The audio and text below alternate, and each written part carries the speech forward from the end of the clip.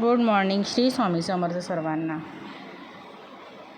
आज आमच्याकडे बनवली चण्याची भाजी. हे बघा, अशी बनलेली आहे चण्याची भाजी. आज होता गुढीपाडवा. मग बनवला आम्ही पुऱ्या, चणे आणि पुऱ्याचा नाश्ता. कनिष्का केतकीला चणे आणि पुरी खूप आवडतात, त्याचबरोबर आम्हाला सगळ्यांनाही खूप आवडतात. मग आम्ही छान चणे आणि पुरी बनवून अशा आमच्या घरच्या निघाल्या पुऱ्या. मग त्याचा केला आम्ही छान नाश्ता सर्व मिळून. मग आज गुरुवार असल्यामुळे स्वामी समर्थांची पूजा केली, स्वामी समर्थांचा अभिषेकही केला.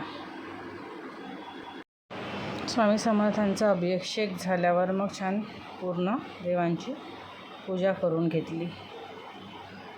आज गुरुवार असल्यामुळे स्वामीसाठी स्पेशलच पूजा असते माझ्याकडून. मग स्वामींचा सर्व धूप दीप ओवाळून झाल्यावर आम्ही निघालो स्वामी समर्थाच्या केंद्रात जायला.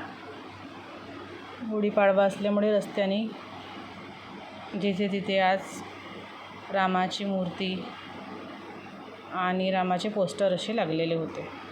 समोर तुम्हाला दिसतीलच.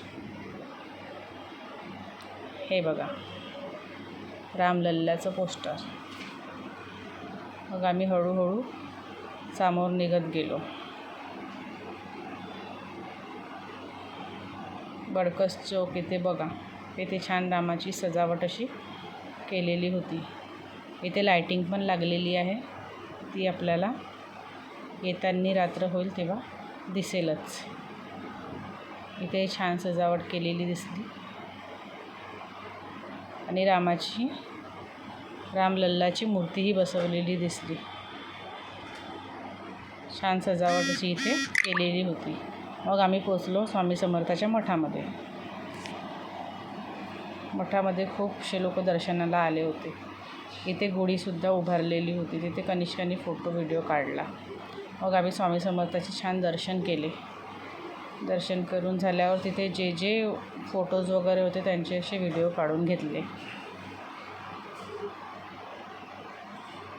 हे बघा गुढी आणि हे स्वामी समर्थांचं छान असं दरबार मठ.